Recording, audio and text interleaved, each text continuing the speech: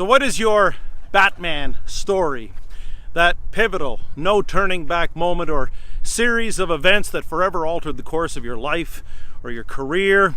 Kind of like in the same fashion as what happened with young Master Bruce Wayne when his parents were gunned down in the streets of Gotham. If you can discover and then own, and more importantly grow from your Batman story, there's just no telling how far it can take you.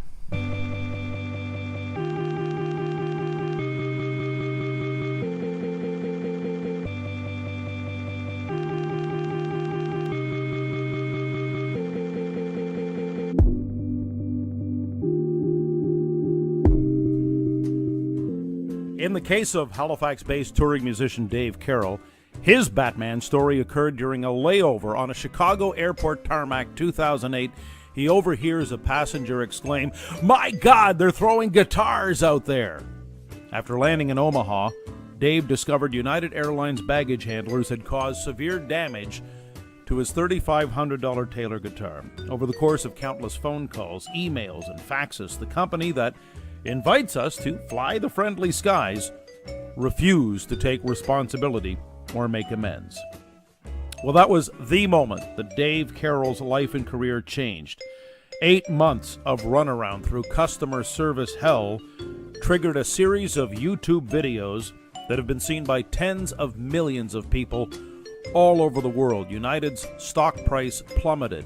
Dave also found himself with a new public speaking career, best-selling author. We first met in person at a conference in 2011, and our paths crossed again as we reconnected at a recent speaking conference in Edmonton, Alberta. The social media world was turned upside down. Corporate America panicked over a 4-minute and 29-second video called United Breaks Guitars.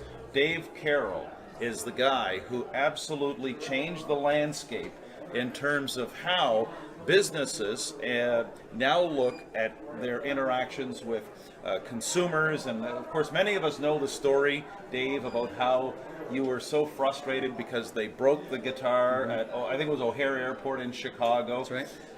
Summarize very quickly, as you know, with the benefit of time, looking back 6 or 7 years, could you have ever imagined that your customer complaint would have actually given you a whole new career as a consumer advocate? Not at all.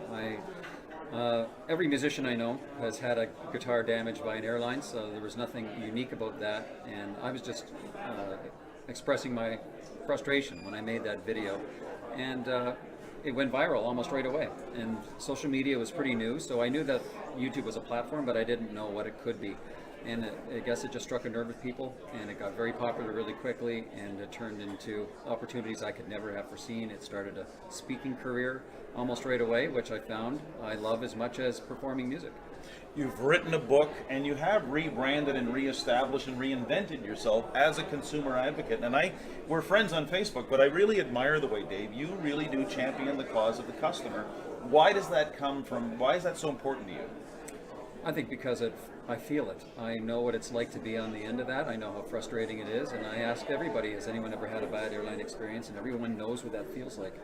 And I think this has given me a platform to do something that I feel is incumbent upon me, I think, to stand up for people who might not have a voice, but more importantly, convince them that they do have a voice. They just have to become confident that they can use it. Well, there's no question you were the voice of the customer with United Breaks Guitars, and now I notice you're studying and following more customer service type situations.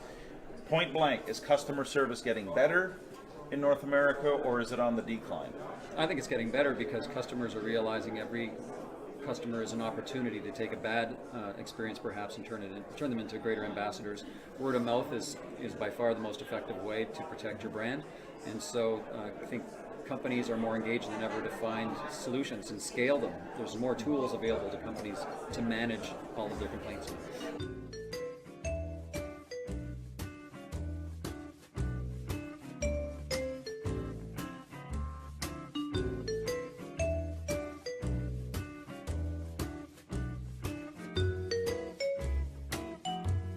We have a lot of people who follow this posting and these Reinvention Chronicles who are fascinated by the the power of online video and how it can actually elevate a brand. What are your thoughts on video as it relates to brand building and developing business opportunities?